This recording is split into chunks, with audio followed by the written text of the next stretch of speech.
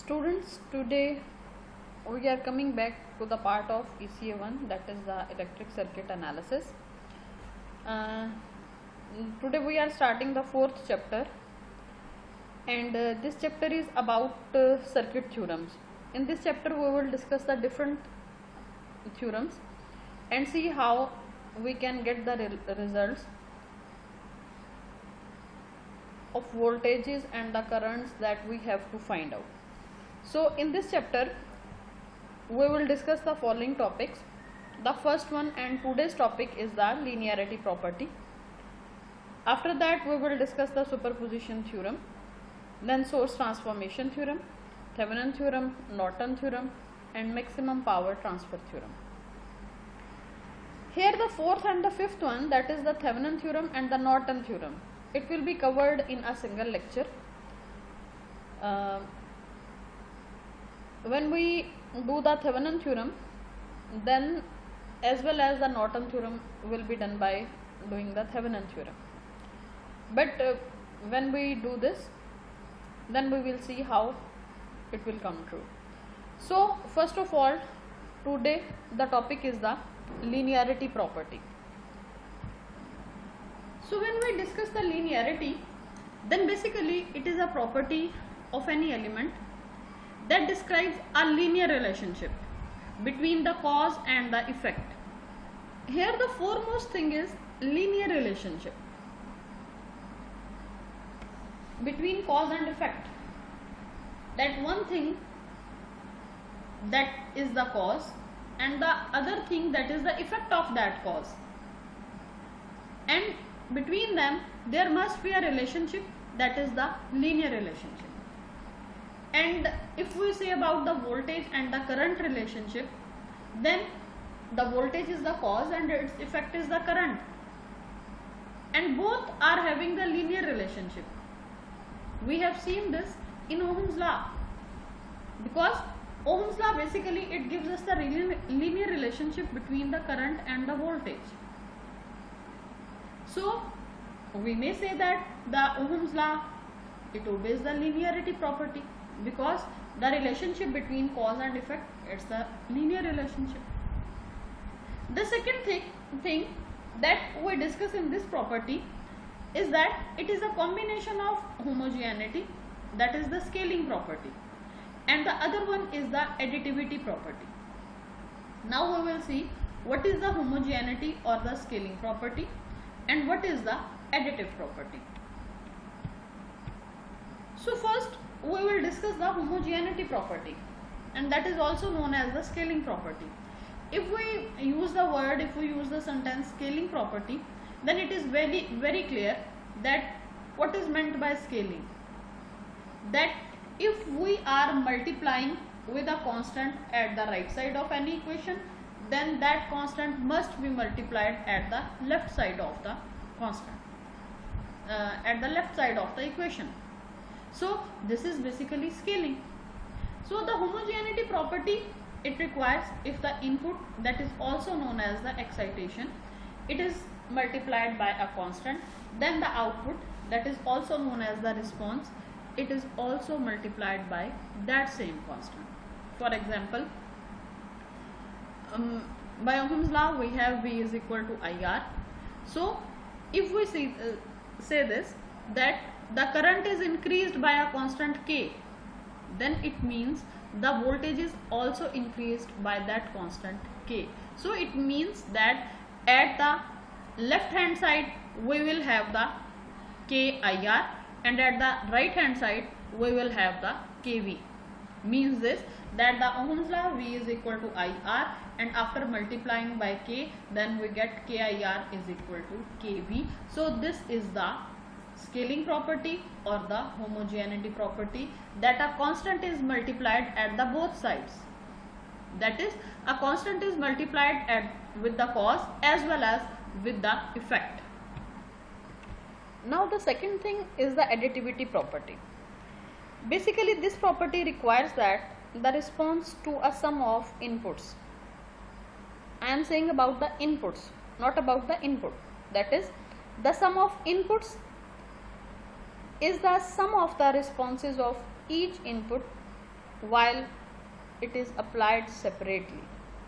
It means that if there is a circuit that is having more than one inputs, there are the sources, that may be the current source or that may be the voltage source, that is more than one, then it means that while we are having the complete circuit, let's suppose that we are having the two sources in that, then the sum of inputs, now I am saying about the inputs, that is the sum of inputs, that the all inputs that are present in the circuit, it is the sum of the responses of each input applied separately. It means that first of all we have the response of that circuit while all inputs were present in that. After that we see that when one input is present here, what is the response of that? After that we have the second input, the first one is not there and the second one is there, then we will get the response of that. After that we observe that the response to the sum of inputs, that is the sum of the responses of each input applied separately. Means that when we are having the separate inputs, then we will get the response of input 1 and the response of input 2, and by adding these two we get the result of that, that is the response to the sum of inputs is the sum of the responses to each input applied separately. For example, if we are having again the Ohm's law, that let's suppose that there is a voltage source V1 and the other voltage source is V2. So let's suppose by V1 we have the response I1 R, the resistor is constant in that. In Ohm's law we say that the resistance is constant in that. So V1 is equal to I1 R1, and if we see the response of V2, the second voltage, then V2 is equal to I2 R2. Then applying I1 plus I2, we get that here this left hand side, if we sum this, then we will get V1 plus V2, that V1 plus V2, then it means I1 R plus I2 R, I1 R plus I2 R. Here R is common in that, so we take the common here, so we will get I1 plus I2 into R, and that is equal to V. Why this is V here? Because here we take the individual responses, and here at the left side of the equation we get the whole response. Because of these two voltages, the response that we get, that is the V. And here V1 plus V2, first we get the response because of V1, then we get the response because of V2, and after that adding them we get the result that V is equal to V1 plus V2. So basically this is the additivity property. So here we see this, the linear property having the two major properties. First one is the homogeneity or the scaling property, in which if a constant is multiplied at the left side of the equation, then that constant is also multiplied at the right side of the equation. And in additive property we see this, the response to a sum of inputs is the sum of the responses to each input while it is applied separately. And these both properties that applies at the Ohm's law. That's why we say this, basically Ohm's law obeys the linearity property.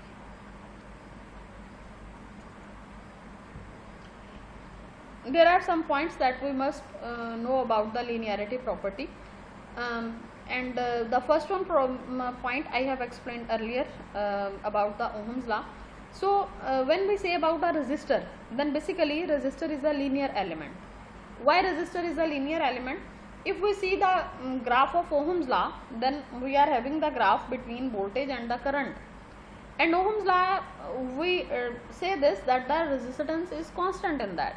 That is, the physical condition of any system remains same. That will not be changed, that must be constant.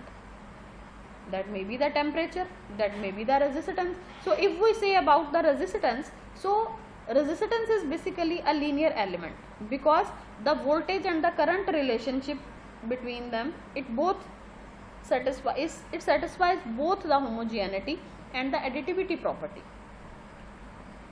So again the thing is this, that the Ohm's law basically it obeys the linearity property. Second thing is this, a circuit is linear if it is both additive and the homogeneous. And the third one is this, a linear circuit consists of only linear elements, linear dependent sources and the independent sources. We are having the two types of sources. First one is the independent sources and the second one is the dependent sources. So when we have the linearity property, then both kind of sources must be linear. There must be linear elements as well as the sources that we are using, that must be linear too. So at the end we say this, what is the linear circuit? So basically a linear circuit is such type of circuits in which the input and the output both having the direct relationship. We have seen this in the Ohm's law, that in the Ohm's law the voltage and current both are directly proportional to each other, and the graph, that is a straight line basically. So such type of straight line, that is known as the linear relationship. So here we are having first example of this chapter, and in this example, for the circuit in the given figure, find I naught when Vs is equal to 12 volt and Vs is equal to 24 volt. So we have to find out the value of I naught, while we are having first one is the Vs is equal to 12 volt. So after that we will solve it for Vs is equal to 24 volt. Here you see this, here Vs is equal to 12 volt and here Vs is equal to 24 volt, means here the value of the voltage is doubled than that of the first one. So here in this circuit we are having this independent source, that is the Vs, and value of this is, let's suppose, 12 volt, and here we are having the dependent source and its value is 3Vx, and this Vx is basically the voltage of this 2 ohm resistor. So here we are having the two loops, first one is this and the other one is this. In the loop 1 we are having the current, that is I1, and in the second loop the current that is flowing is the I naught. And you see this I naught and the second current that is in the second loop, that is the I2. This I2 and this I naught both are having the same direction, both are going towards downward, and this I naught is equal to I2 in this loop. So first of all, in the first one we get this equation 4.1.1. How? That at the first loop we are applying the KVL. When we are applying the KVL, then we get 12I1. How 12I1? As this 6 ohm resistor, I1 is flowing in this. In this 2 ohm resistor, again I1 is flowing in it. While at this 4 ohm resistor, the current that is flowing here is I1 minus I2. So here we will get 4 into I1 minus I2. So by this 6 plus 2 plus 4 we will get the 12I1, and this I2 that is also with this 4 ohm and that is the minus. So minus 4I2. Now the voltage, the current that is passing through the supply is the plus I1. That is, it is entering from this terminal, this positive terminal. So this is the positive voltage. So plus Vs is equal to 0. And when we apply the KVL at the second loop, then we will get the answer here again. This 4 ohm resistor, the current is in this second loop, the current that is flowing in this resistor is I2 minus I1. So 4 into I2 minus I1. So that's why here we are having the minus 4I1. Then in this 8 ohm resistor and in this 4 ohm resistor, the I2 current is flowing. So 8 plus 4 plus 4, that is the 16I2. So plus 16I2. Now here in this dependent source, the current is entering from the negative terminal. That's why this is the minus 3Vx. So this is the minus 3Vx, and here again this I2 is entering from the negative terminal of the supply. That's why this is the minus Vs is equal to 0. Now here we are having the 3Vx. The dependent source that we are having is the Vx. So what is the Vx? Vx is the voltage of this 2 ohm resistor. So in this 2 ohm resistor the current I1 is flowing. So the value of Vx is equal to 2I1. So after putting the value of Vx here, this equation will become minus 10I1 plus 16I2 minus Vx is equal to 0. So after adding the equation this 1 and this 3 equation, we will get the value of I1, and that is equal to minus 6I2. So if we put the value of I1 in equation this, then we will get the value of I2, and here I2 is equal to Vs over 76.